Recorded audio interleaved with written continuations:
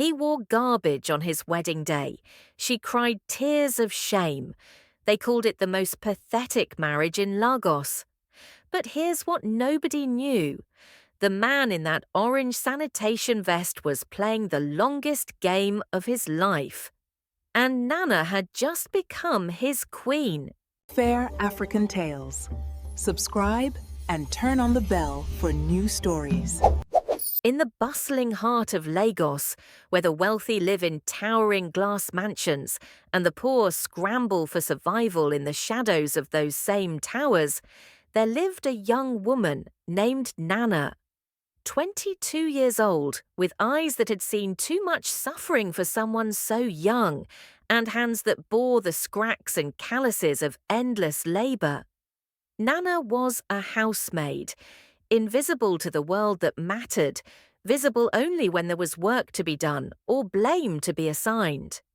Every morning she woke before the sun kissed the horizon, her body aching from the previous day's work, her mind heavy with worries that would crush most people twice her age. She worked in the household of Mrs. Okafor, a woman whose wealth was matched only by her cruelty, whose social status was built on the broken backs of people like Nana. In the Okafor mansion, Nana scrubbed floors that gleamed like mirrors, washed clothes until her fingers bled, and endured insults that cut deeper than any knife. The other servants whispered about her whenever she passed. Poor Nana, they would say. No family worth mentioning, no prospects, no future. She was 22, and already the world had decided her story was over before it truly began. But Nana carried something the others didn't see. Beneath the exhaustion, beneath the poverty, there burned a quiet dignity, a refusal to let her circumstances define her worth. She never complained, never begged, never grovelled. And perhaps that was what annoyed Mrs. Okafor the most. One sweltering afternoon, as Nana was scrubbing the marble staircase that seemed to stretch on forever, she received news that shattered what little peace she had left. Her grandmother, Mama Ndidi, the only family she had in this cruel world, had collapsed in the village market. The doctors said it was her heart, weak, failing, struggling with every beat.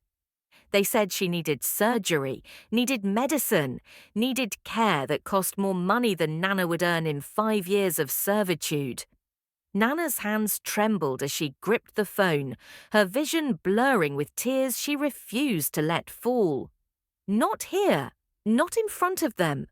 She wiped her eyes with the back of her hand, finished scrubbing the stairs, and when the sun finally set and the Okafor family retired to their separate wings of the mansion to do whatever wealthy people did with their endless free time, Nana made a decision that would change everything. She would ask for help. She would beg if she had to. For Mama Ndidi, she would do anything. The next morning, Nana stood outside Mrs. Okafor's private sitting room, her heart hammering against her ribs like a trapped bird. She knocked twice softly, the way servants were taught to knock, loud enough to be heard, soft enough to show they knew their place. Mrs. Okafor's voice slithered through the door, dripping with annoyance. "Enter!"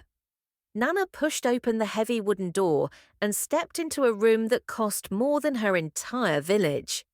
Mrs. Okafor sat on a cream-coloured sofa, draped in expensive lace, her fingers adorned with rings that caught the light like tiny suns. She didn't look up from her phone. "What is it, Nana? I'm very busy."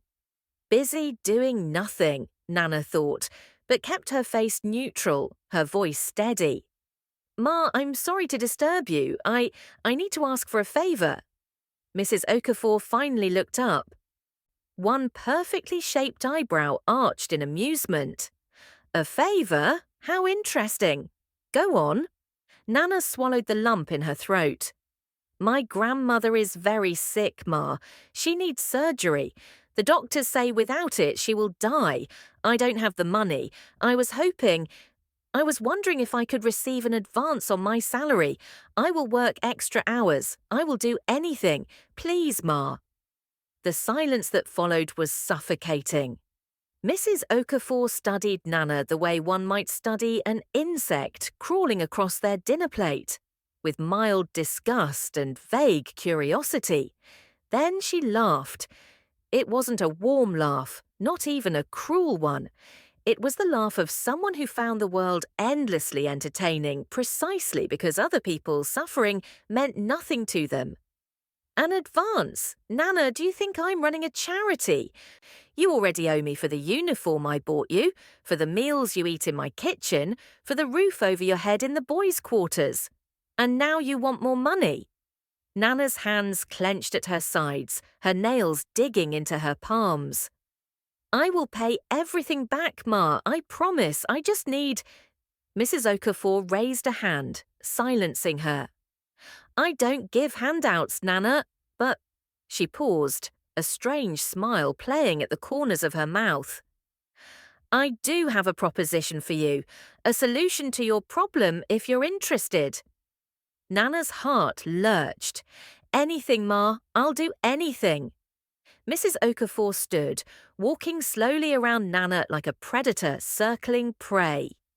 "You see, there's someone I know, a man. He's been looking for a wife, and I've been looking for a way to, shall we say, reorganize my household. You marry this man. I give you the money for your grandmother's surgery, and everyone gets what they want. Simple." The room tilted. Nana felt the ground shift beneath her feet. "Marry? Ma, I don't understand. Who is this man? Why would he—" Mrs. Okafor waved her hand dismissively. "The details don't matter. What matters is that you get your money, and I get what I need. You have until tomorrow morning to decide. But let me be clear, Nana, if you refuse, you'll receive nothing. No advance, no help, nothing. Your grandmother's fate will be in your hands." Nana stood frozen, her mind racing, her heart screaming. This wasn't a proposal. It was a trap. But what choice did she have? Mama Ndidi was dying. The surgery couldn't wait. And Mrs. Okafor knew that. She knew Nana was trapped, knew she would have no choice but to agree. That night, Nana lay awake in her small room in the servants' quarters, staring at the ceiling, listening to the sounds of Lagos beyond the walls. Cars honking, people shouting, life moving forward while hers stood still. She thought about Mama Ndidi's wrinkled hands, the way they had braided her hair when she was a child, the way they had held her when her parents died, the way they had waved goodbye when she left the village to find work in the city. She thought about dignity and sacrifice, about how much of yourself you could lose before there was nothing left. And then, as the first light of dawn crept through her window, she made her choice. She would marry this stranger, she would save her grandmother, and she would survive this, whatever it cost her. The wedding took place 3 days later in a small community hall that smelled of mildew and forgotten dreams. There were no decorations, no flowers, no music. Just a handful of guests, mostly Mrs. Okafor's friends, women who wore their wealth like armor and their judgment like crowns. They had come not to celebrate, but to witness, to gossip, to see what kind of man would marry a housemaid and what kind of fool the housemaid was. Nana stood at the front of the hall in a borrowed dress that was 2 sizes too big, her hands trembling, her throat tight. She hadn't seen the groom yet. Mrs. Okafor had told her his name, Daniel, but nothing else. No photograph, no background, no explanation, just a name and a time. And now the time had come. The door at the back of the hall creaked open. Nana's breath caught in her chest.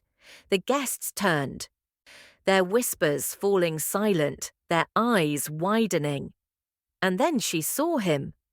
Daniel walked down the aisle in an orange sanitation worker's vest, the kind worn by street cleaners who swept the gutters of Lagos before the city woke. His clothes were clean but faded, his shoes scuffed and worn. He carried himself with a strange calmness, his face unreadable, his dark eyes fixed straight ahead.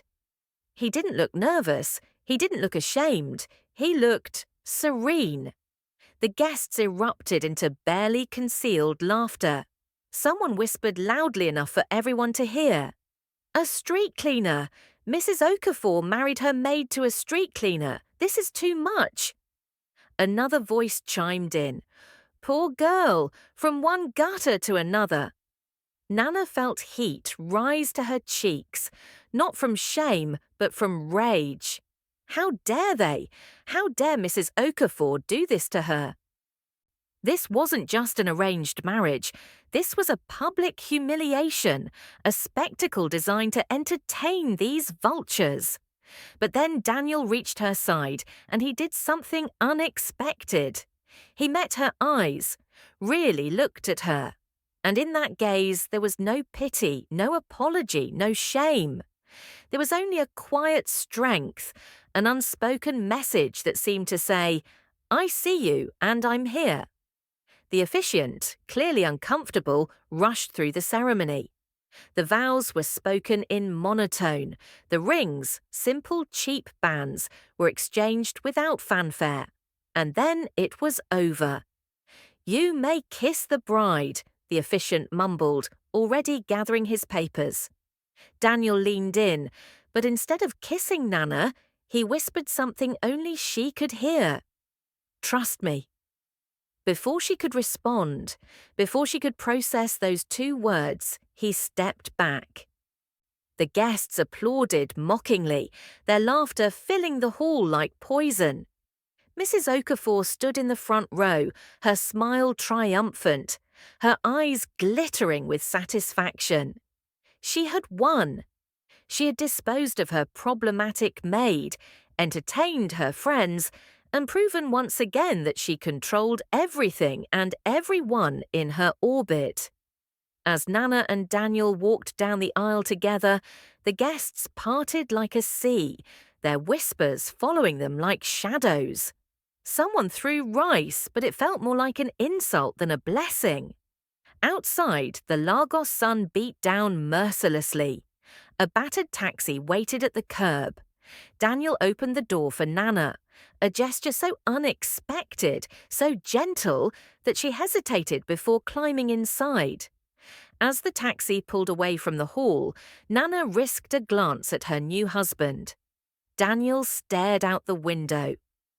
His face still calm, still unreadable, but his hand rested on the seat between them, and she noticed something strange. His nails were clean, too clean for someone who supposedly spent his days handling garbage.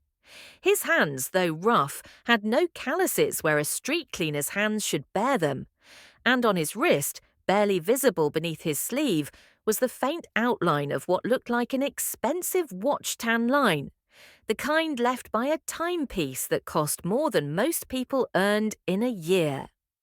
Nana's breath caught. Who was this man? What had she just agreed to? The taxi drove deeper into the heart of Lagos, away from the gleaming towers and manicured lawns, into neighborhoods where laundry hung from windows like colorful flags of survival, where children played barefoot in the streets, where life was raw and real and unforgiving. They stopped in front of a small, faded apartment building. Daniel paid the driver, then turned to Nana. "Welcome home," he said simply. Home. The word felt foreign on her tongue. She had no home, not really, not anymore. She followed Daniel up 3 flights of stairs to a tiny apartment, 1 bedroom, a cramped kitchen, a bathroom with tiles that had seen better days. It was clean, sparse, functional, nothing more, nothing less. Daniel set down a small bag, apparently his only possession, and turned to face her. "I know this isn't what you wanted," he said quietly. I know you're here because you had no choice. I won't pretend otherwise. But I want you to know something, Nana. You're safe here. I won't hurt you. I won't force you to do anything you don't want to do.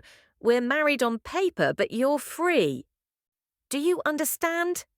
Nana stared at him, confused, exhausted, overwhelmed. Why? She whispered. Why would you agree to this? Why would you marry someone you don't know, someone who doesn't want to be here? Daniel's expression softened, just slightly. Because, he said, everyone deserves a choice, even when they think they have none. And because sometimes the best way to understand someone is to walk beside them when they're at their lowest. That night, Nana lay in the small bedroom. Daniel had insisted she take it, while he slept on a thin mat in the living room, and stared at the ceiling, her mind spinning. She thought about Mrs. Okafor's triumphant smile, about the guests' mocking laughter, about her grandmother lying in a hospital bed in some distant village, about Daniel's strange words and stranger kindness. Nothing made sense. This man, this street cleaner everyone had laughed at, had treated her with more dignity in one afternoon than Mrs. Okafor had shown her in 2 years. He had given her space, respected her, spoken to her like she mattered. And yet, there were those small inconsistencies, the clean nails, the missing calluses, the watch tan line, the way he carried himself, not like someone beaten down by life, but like someone who had chosen to step into the shadows, like someone playing a role. Nana sat up in bed, her heart racing. Who was Daniel? And what was he hiding?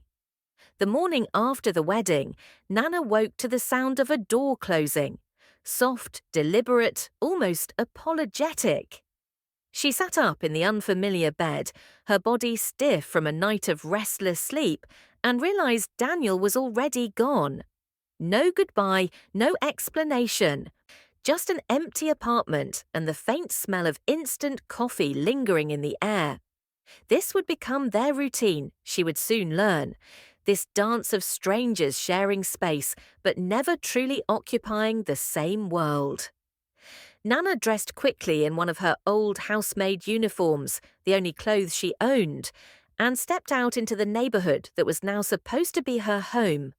The streets of this part of Lagos were alive with a kind of chaos she had only observed from the windows of Mrs. Okafor's air-conditioned car. Hawkers shouting their wares, Okada riders weaving through impossible traffic, women balancing impossible loads on their heads while arguing about the price of tomatoes. This was survival in its rawest form, and Nana had just been dropped into the center of it, tied to a man she didn't know, in a marriage that felt more like a prison sentence than a partnership. But she had no time to feel sorry for herself. Mama and Didi's surgery was scheduled for the following week, and Mrs. Okafor had kept her promise. The money had been transferred. At least that part of the nightmare had a silver lining. At least her grandmother would live. That had to be enough. That had to matter more than her own humiliation.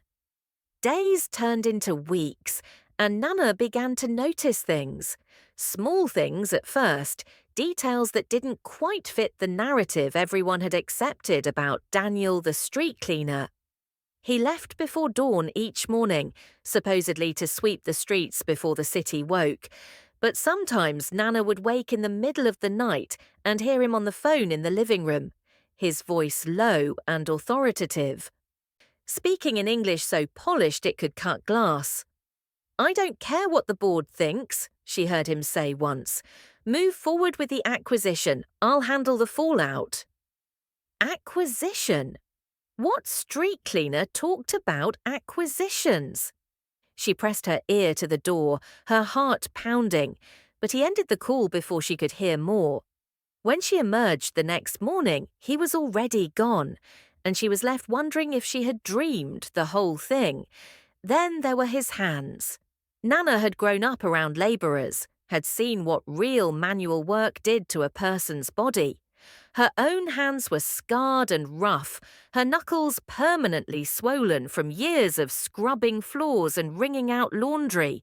But Daniel's hands, though strong and capable, bore none of the telltale signs of someone who spent hours handling garbage bins and pushing heavy cleaning equipment through Lagos streets.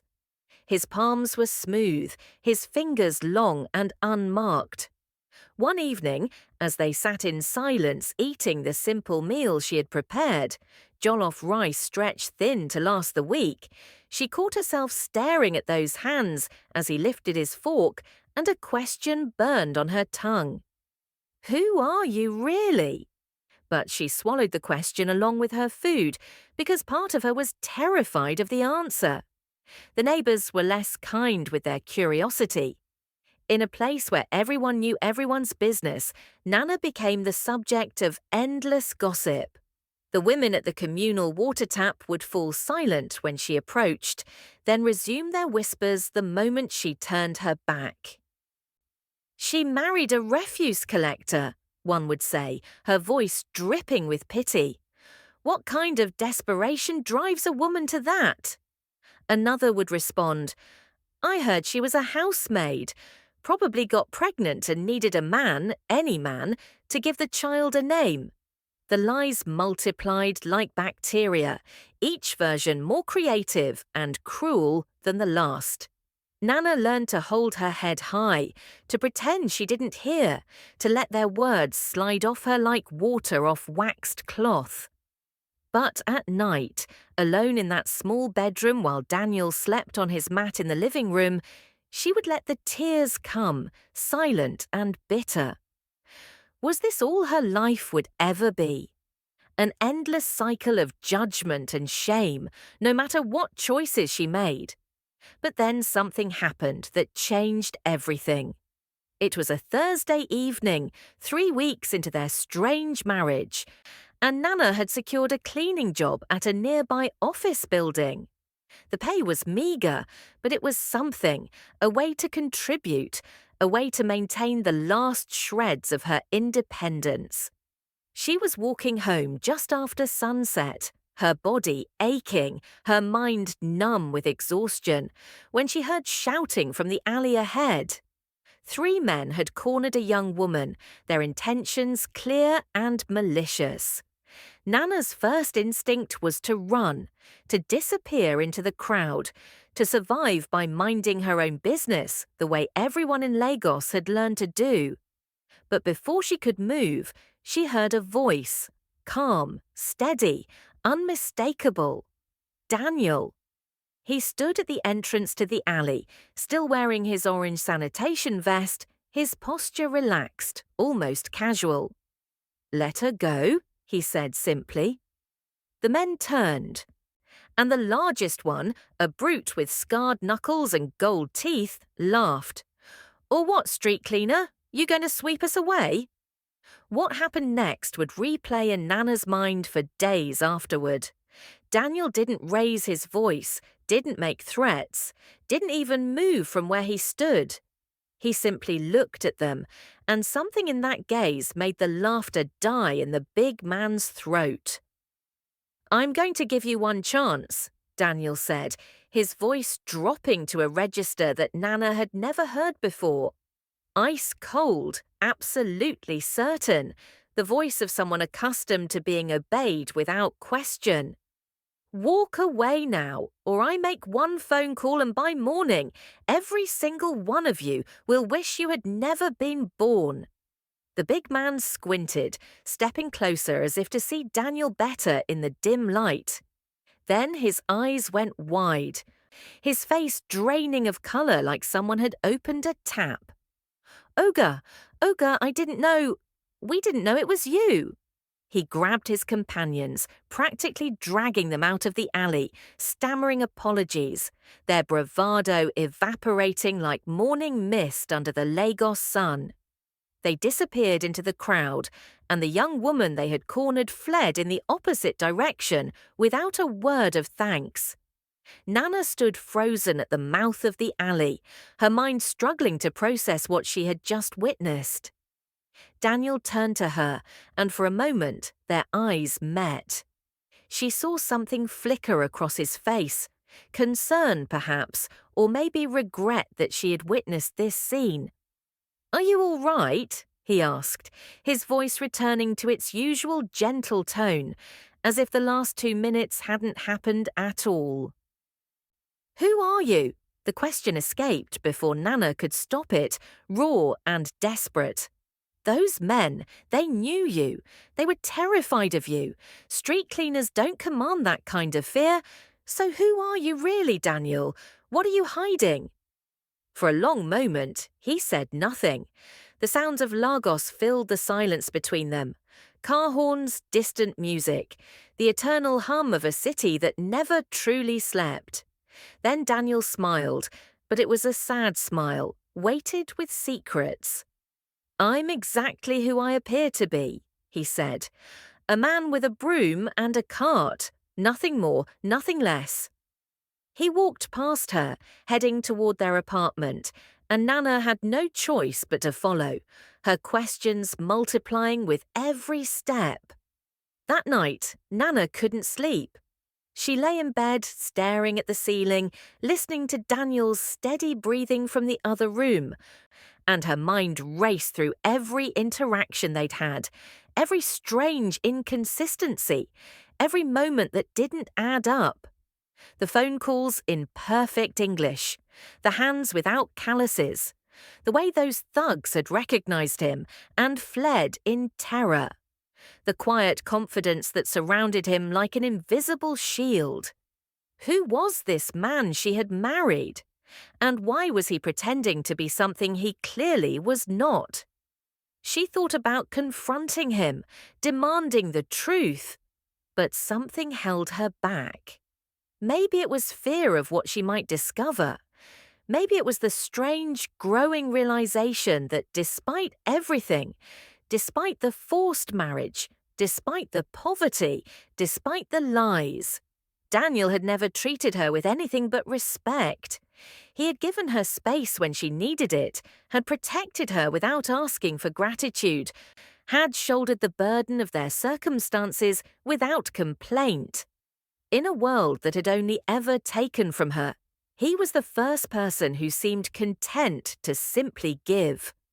And that terrified her more than any secret he might be hiding. The following week brought another revelation.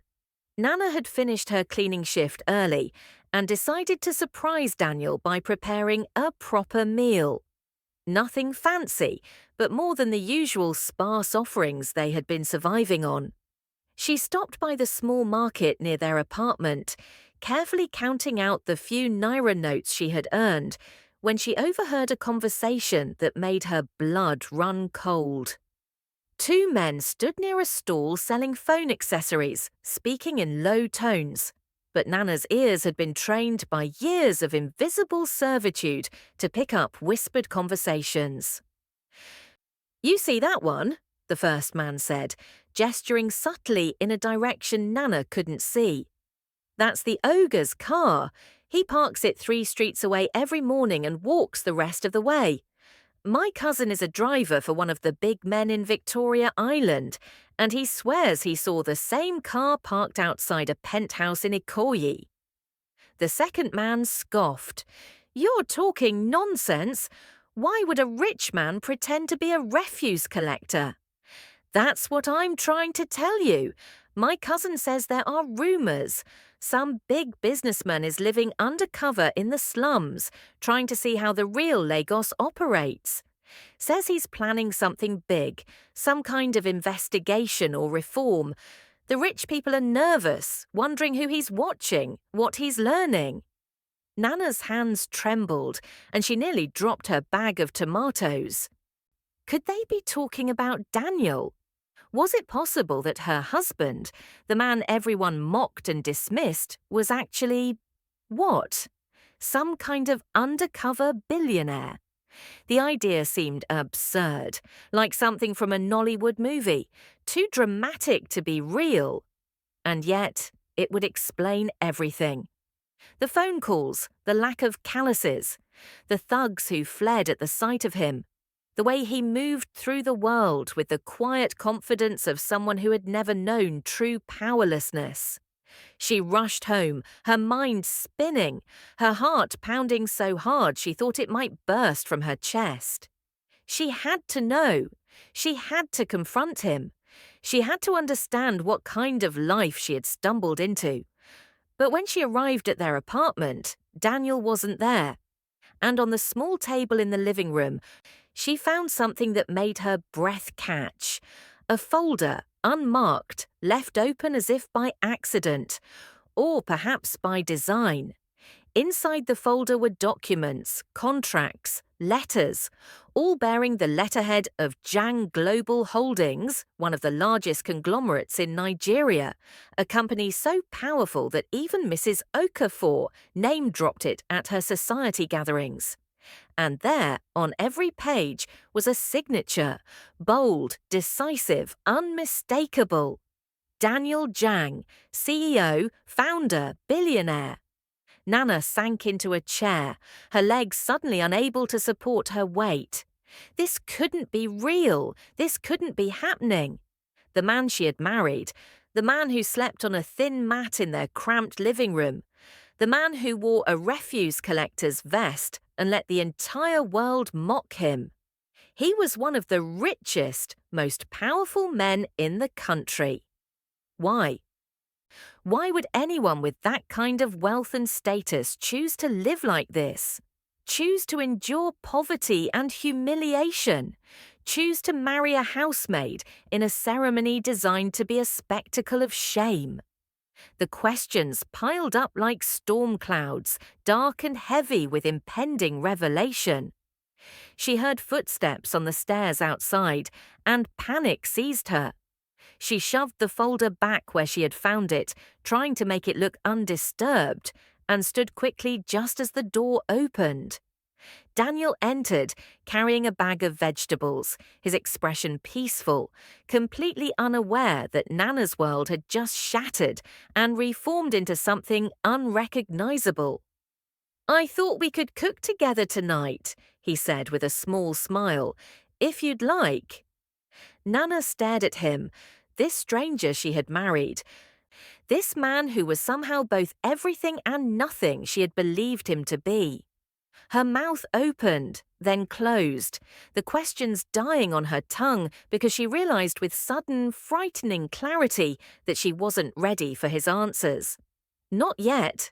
Not when her own feelings had become so impossibly tangled. "Yes," she heard herself say, "I'd like that."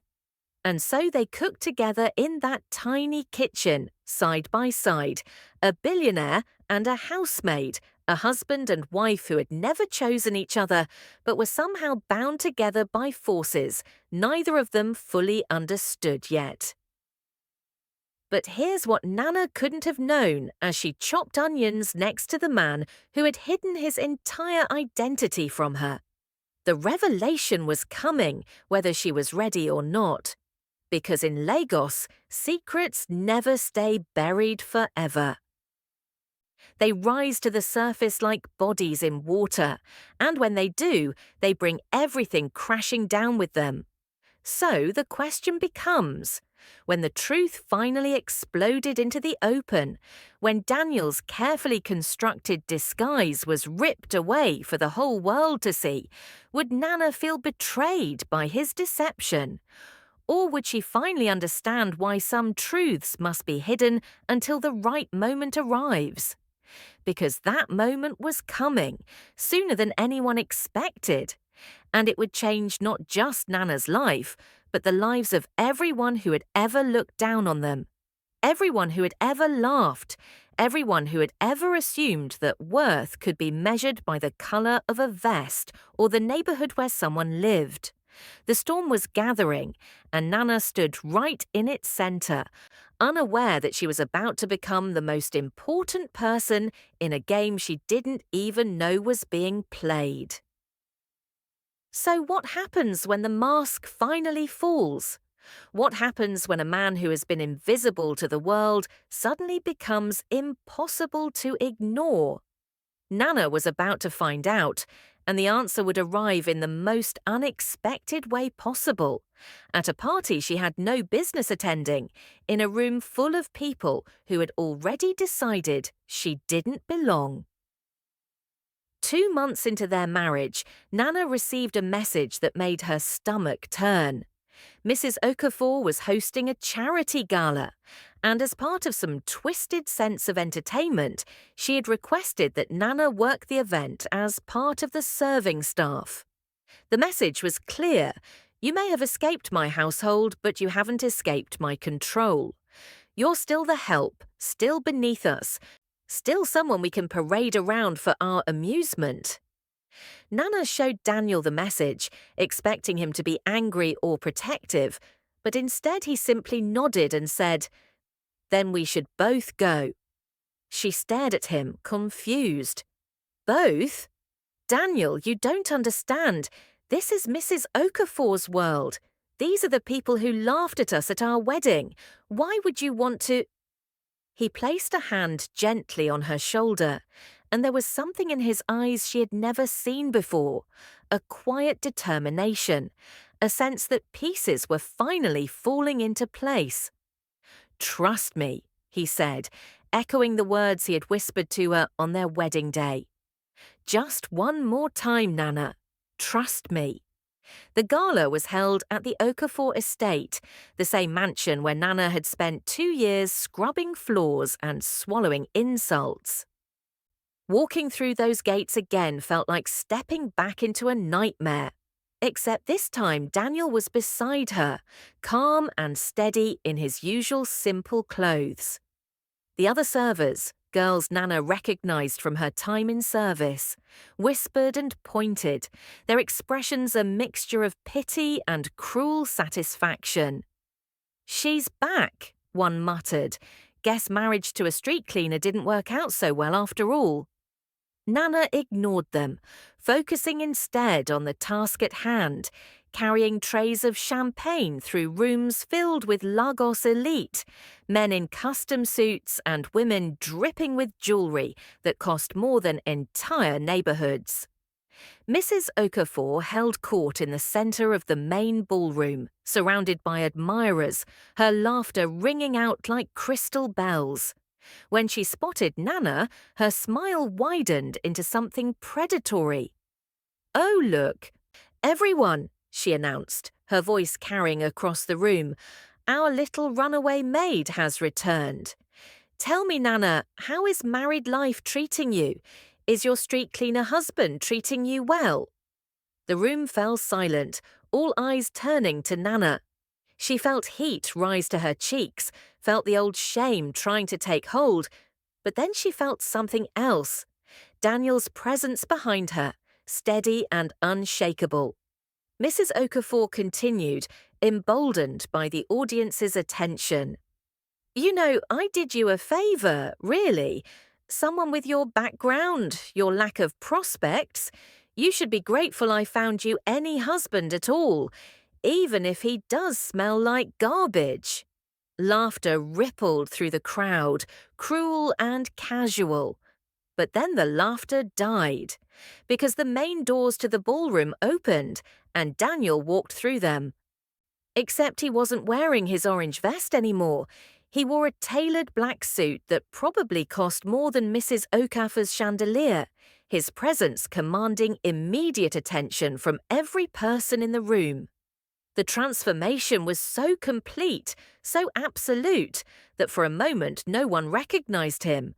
And then someone gasped. That's Daniel Zhang. That's the CEO of Zhang Global Holdings." The whisper spread like wildfire, shock rippling through the crowd in visible waves.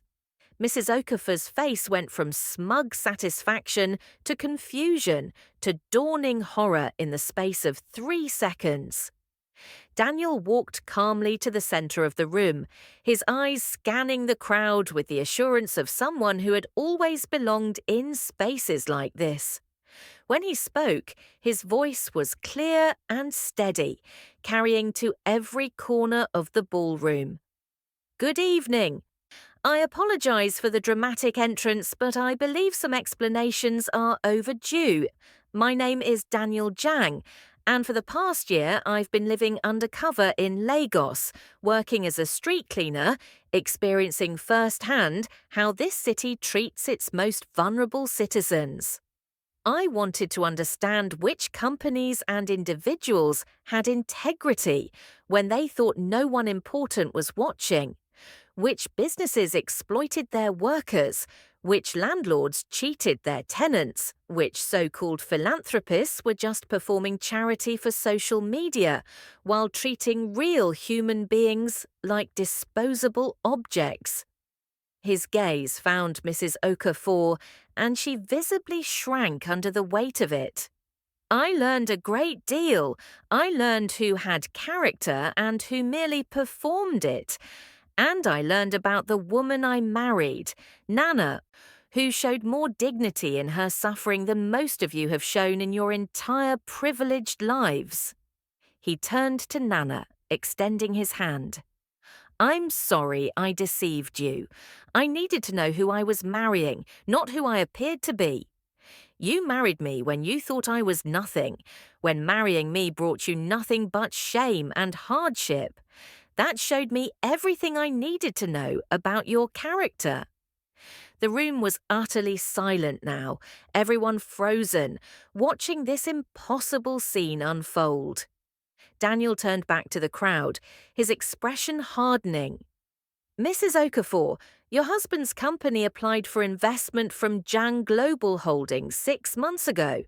After extensive research into how you treat your employees, how you exploit vulnerable people for entertainment, I've decided to reject that application. Consider this your formal notification." Mrs. Okafor's face went pale. "Mr. Zhang, please, you don't understand. I was only—" He raised a hand, silencing her. "I understand perfectly. Security will escort you and your husband out now. This is no longer your party." And just like that, the woman who had controlled Nana's life, who had engineered her humiliation, who had treated her like property to be disposed of, she was the one being removed, stumbling out of her own gala, while her former guests watched in stunned silence. Daniel turned to Nana, his expression softening. "I know I lied to you. I know I let you suffer when I could have revealed the truth at any time. I won't blame you if you can't forgive that. But I want you to know everything I did to find truth in a world full of people performing versions of themselves. And you, Nana, you were the only real thing I found." Nana stood there, the tray of champagne glasses still in her hands, her mind struggling to process the complete inversion of her reality. This man, her husband, had just publicly humiliated the most powerful woman she knew, had revealed himself to be someone she couldn't have imagined in her wildest dreams. And now he stood before her, not as a billionaire, not as a CEO, but as Daniel, the man who had slept on a mat in their tiny apartment, who had cooked simple meals beside her, who had given her space and respect when the whole world had given her nothing but judgment. "Why?" she whispered. "Why go through all of this?" He smiled sadly. "Because I wanted to know if real love could exist outside of money and status. I wanted to know if someone could value me for who I am, not what I have. And I wanted to understand how the other half lives so I could build something better. Does that make sense?" Nana set down the tray, her hands shaking. "You let me think I had ruined my life. You let me believe I was trapped." "I know, and I'm sorry. You're free to leave, Nana. I won't stop you. I'll make sure you're taken care of, that your grandmother gets the best care available, but you owe me nothing. The choice is yours." For a long moment, Nana said nothing. She thought about the past 2 months, about the man who had shared her small world without complaint, who had protected her without asking for recognition, who had seen her when she was invisible to everyone else. She thought about the difference between the life he could offer her now and the life they had been living. And she realized something profound. She had been happier in that tiny apartment with honest Daniel than she had ever been in all her years of dreaming about wealth and status. "I have one question," she finally said. "Did you mean it when you said I was your wife? Or was that part of the experiment too?" Daniel's eyes met hers, and in them she saw vulnerability, real and raw. "That was the one true thing in all of this. I married you because I wanted to. Everything else was strategy. That was just truth." 3 months later, Nana stood in a classroom at the University of Lagos, enrolled in a business management program funded by a scholarship from a foundation she'd never heard of until Daniel explained he had established it years ago. She still lived in the small apartment. They both did, though Daniel had offered a dozen times to move them somewhere more comfortable. But Nana had refused. That apartment was where they had built something real, something that had nothing to do with money or status. It was theirs. Daniel had returned to his role as CEO, but he spent his evenings with her, cooking simple meals, talking about their days, building a relationship that had started with deception but was growing into something honest. It wasn't perfect. Nana still struggled with the betrayal, still had moments when she wondered what else he might be hiding. But they were working through it, one honest conversation at a time. As for Mrs. Okafor, her social standing had evaporated overnight. Her husband's business had collapsed, and she had become the cautionary tale she had tried to make Nana into. Justice, it turned out, had a sense of irony. And so here's what I want you to understand. Here's the lesson buried in this story that changed 2 lives forever. We spend so much time judging worth by what we can see. The clothes people wear, the jobs they hold, the neighborhoods they live in. We decide who matters and who doesn't based on surfaces, on appearances, on the stories we tell ourselves about who deserves respect and who doesn't. But the truth is always hiding beneath those surfaces, waiting for the right moment to reveal itself. Daniel was a billionaire in a street cleaner's vest, and everyone missed it because they had already decided what a billionaire should look like.